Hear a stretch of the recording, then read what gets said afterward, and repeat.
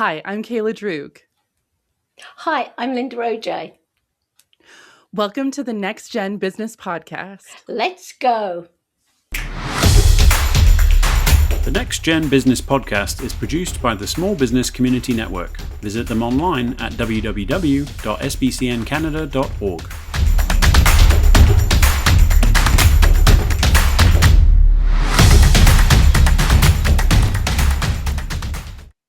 Hi, Linda. It's so nice to see you. This is our first time seeing each other for the new year.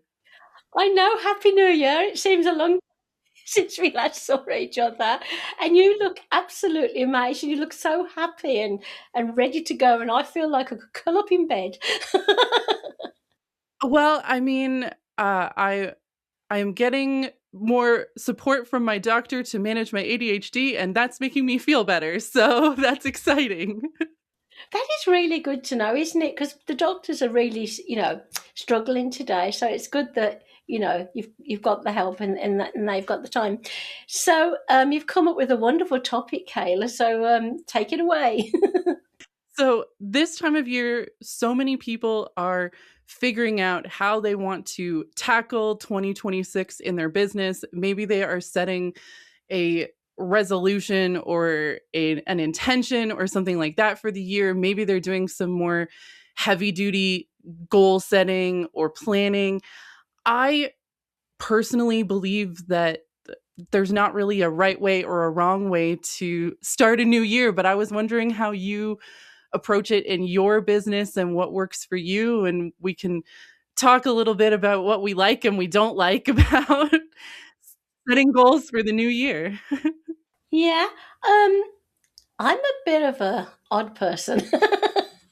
In my early days, 20 odd years ago, when I started Motivational Steps, my main business, um, I set goals, popped the goal on one of those vision boards on my wall, and I stuck to that, and it worked out great. And then I discovered that me in particular, I can't always stick to a goal because we then started 3 years later this business, the Small Business Community Network, and so I was finding it hard to juggle. And then I decided to go with the flow. Now I'm not organised like most people, where I don't know about you, but my daughter, everything's a note, sticking here, sticking there, or a book full of, plans. Everything's in my head and drives Dave crazy.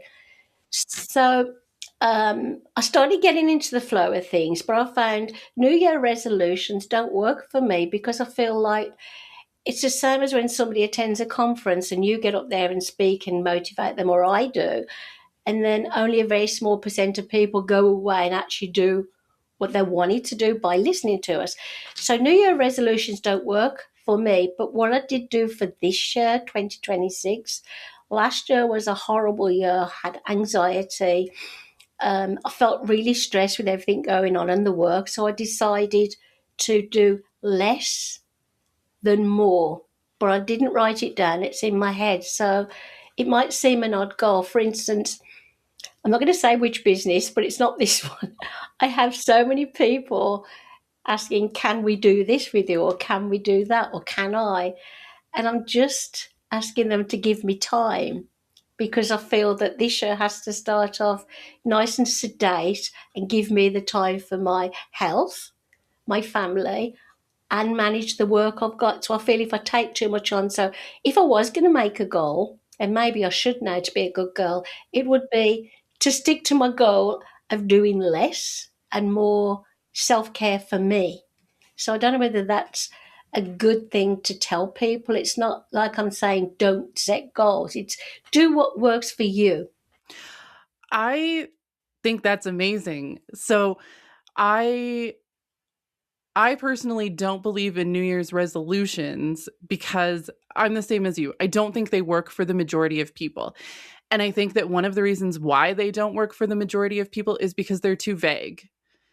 So, I think if you're going to set a goal for the year, it should be something specific and measurable so you actually know if you've achieved it.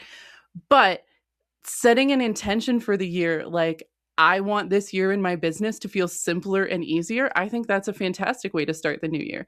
That's how I want 2026 to feel. And I know that a lot of my clients have directly expressed to me that that's how they want 2026 to feel in their business as well. So I think that makes so much sense. I don't think that's a weird goal at all. Oh, in your line of business as well, and perhaps like my consulting business, why would we not offer our clients simplicity and an experience that they take away with them and want to keep coming back? I don't think either of us are more about, well, you've paid for like, I don't know, a 3 month project that we are going to work with you on. But then if you want more, you have to pay for another 3 months. I tend to try and give them the choice of, well, this is what we can do. If you have any problems, we can have a few more sessions. And I tend to give those sessions in goodwill and not charge them. And I'm not doing it because I want the clients to think, oh, she's lovely, I will come back and pay her. It's because I would have liked that kind of help years ago. So you and I are very much about simplicity, authenticity, and not really giving our clients too much that they can't understand that they have to come back to us. Does that sound odd? No, I think that makes sense. Like we we don't want to make our clients dependent on us. The whole point is that they can take ownership and agency in their own business. We're just supporting them to get there a little faster and a little easier. And I do the same thing. If someone comes to me and wants to work on a specific project, I'll give them an estimate of how long I think it's going to take or how much I think it's going to cost. And then we'll work within that. And when we reach the end of that contract, then we'll assess where we're at that point. And if they're happy with everything we've done up to that point, and that's all they need, great. But if they need more support, great. Yeah, that's a good way to go. I think I'm not very good at setting goals for myself. I just get on and do what I need to do. But for my clients, it's the weirdest thing, especially if they are new businesses.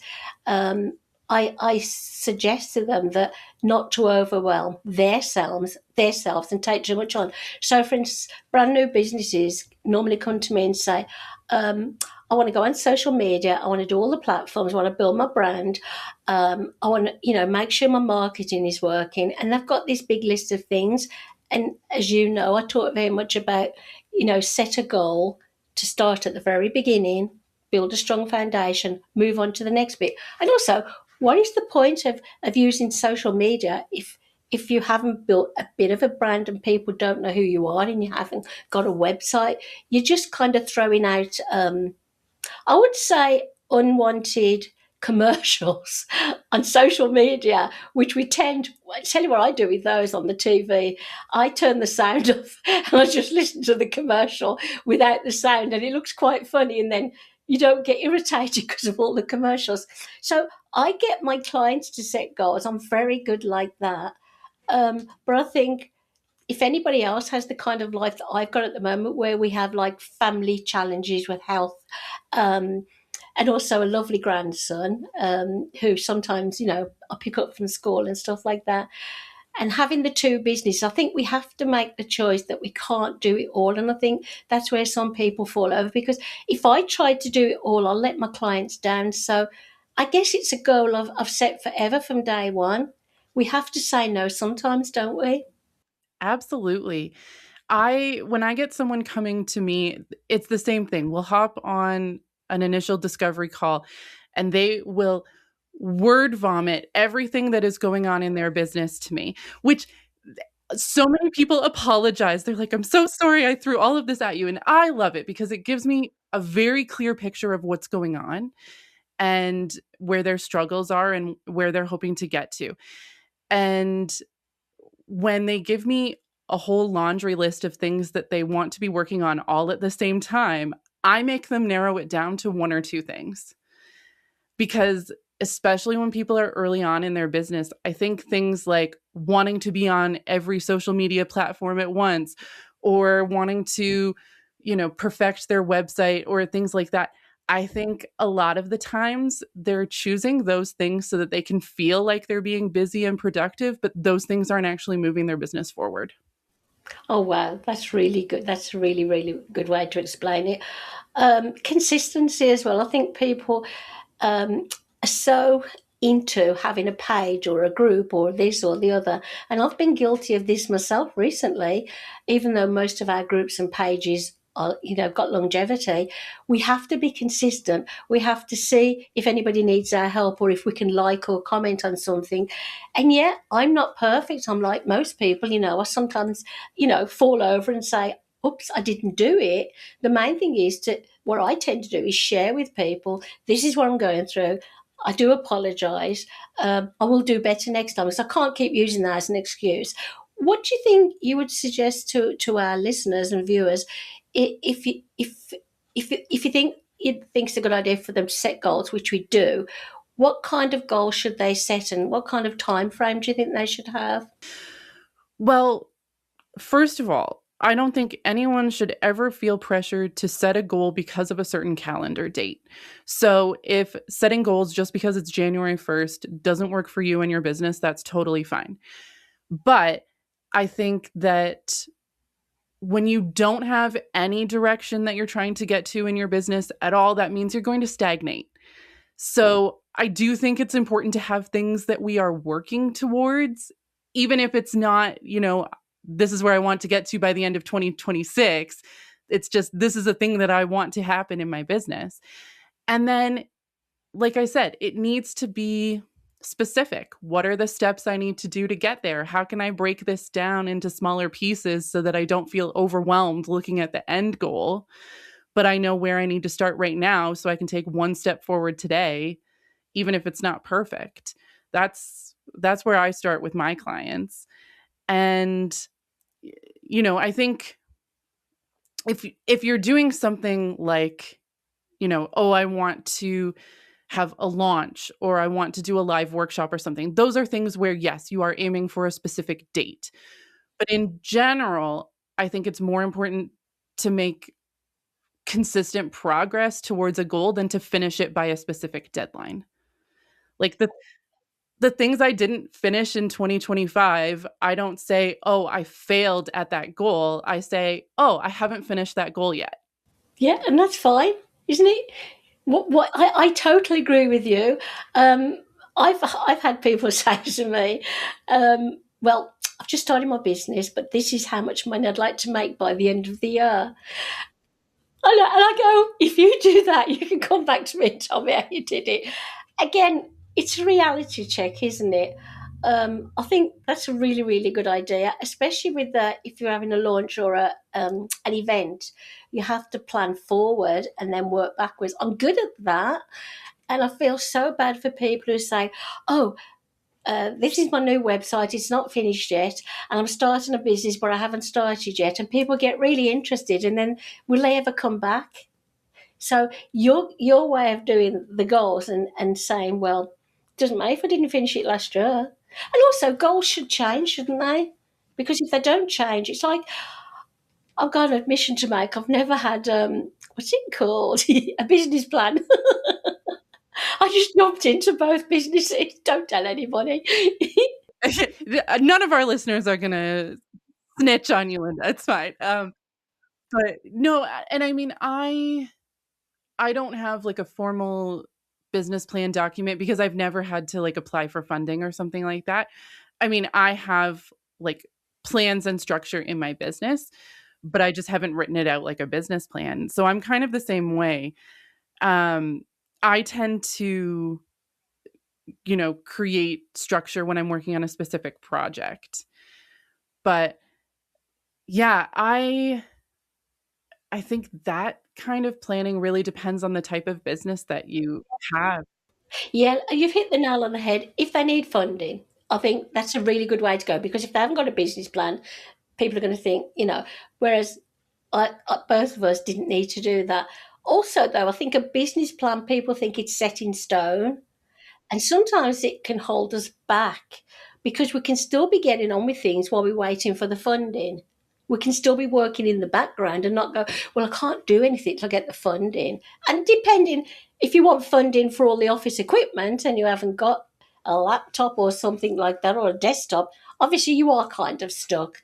But basically, I think like you, people think goals and business plans are set in stone, and it can scare us. We look like we both make life very simple for our clients, and we've done it for us.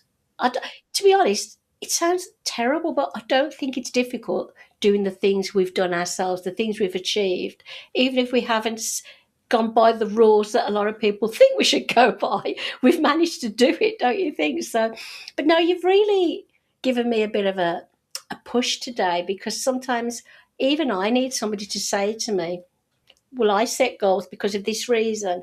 And I think I got set in my ways all last year. So maybe I do have to set some more goals now and write them down and look at them every day, so I know I'd like to do this. If I don't feel like doing it today, I'll do it tomorrow.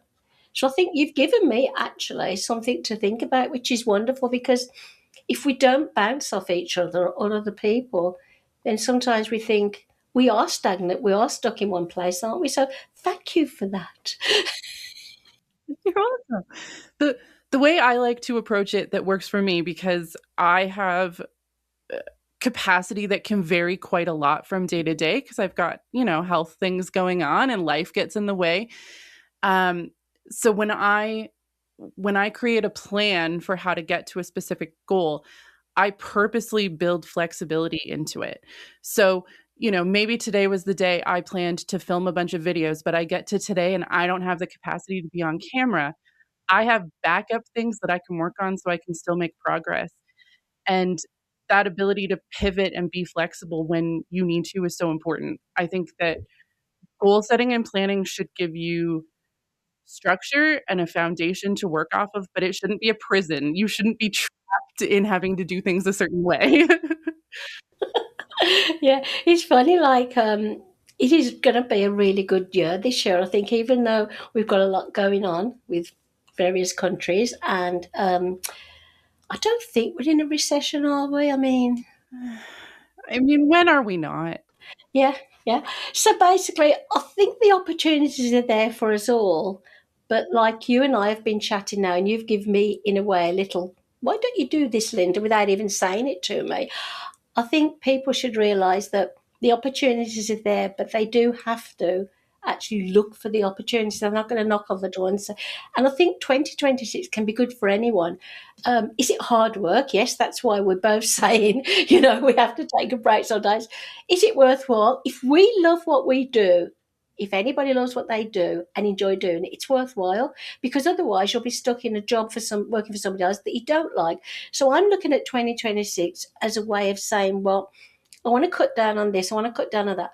I have been guilty of saying yes too much. So yeah. So I guess that is that. I'm going to write that down later. That is one of my goals, so I continue it. But yeah, don't you think there's so many possibilities for 2026? I do. And not that I'm a woo-woo type of person, but the energy for 2026 feels different. And yeah, and I think a lot of people, are realizing that you can have a more simple business and still be successful and still get where you want to go. And we're not leaning so much into like salesy, hustle focused businesses, which makes me very happy. Yeah. The other thing is basically, whatever business we do, it's going to mean some work. And we both know that if we get overwhelmed, we can have our own little focus groups or our little mastermind groups and help each other. And that's very good. I did that in my very first year, some years ago, had focus groups. Networking isn't just about getting the sales and the referrals. That's where you meet people like I met you, and I trust you. I think you trust me. So basically, we are working together on this because we both know that the other person has a lot to offer. So I think networking scares some people, but if I wasn't an avid networker, one of my goals would be to network more this year, look for those opportunities. If there are no opportunities that we like, do what Dave and I did 22 years ago, set up your own networking event, network with the people you want to, why you want to network, but always remember the relationships count, don't they? And a lot of people forget that. It's a shame. I also think that as an entrepreneur, it's so important to have other people who are self-employed that you can talk to, because the other people in your life are not going to get it completely if they are working a more traditional job. So it's not just about opportunities, but it's about having someone that you can lean on and bounce ideas off of, and someone who can just say, "Oh, yes, I totally get how you're feeling right now," in the world of small business. Yeah, it can be tough. It can really, but if we can do it, I really think anybody can do it. The word work sometimes scares people away because they look at us maybe and go, "But you've got a good life and you don't seem to do much apart from A, B, or C." But they don't see what we do in the background, and you can't see how messy my office is on the other side of the room. That I haven't had time to. I said to Dave earlier, I've got to tackle it. But really, nobody can see it, and nobody could. I've got a home office, so I don't invite my clients back here, you know. So my goals are set now. You've got me back onto the track, and I thank you for that, because I'm not saying I'm lazy or don't want to work on my business anymore. I think I've just lost track of how I can get back to how I was before 2025. So I think that's good for me. You've done me a load of good. So I'm sure our listeners and viewers will go, wow, they've got some really good ideas, and take from what works for them. It might not work for us, but it works for them. So thank you for coming up with that topic, Kayla. It was lovely. And I believe we might have some guests for February, but I'll email you the information about that. And I think our listeners will be quite interested in it. Wonderful. I'm looking forward to it. So, words of wisdom before we get on with our busy night, because I'm sure we've both got more stuff to do. Well, I hope that I have inspired people to maybe set some goals for 2026 if that feels comfortable for them, but I want to reiterate that I am not forcing anyone to do anything. Do what works best for you. Oh, that's lovely. Thank you, Kayla. I really enjoyed this conversation tonight. Me too. Thank you so much. Oh, so it's goodbye from me. Goodbye from me as well.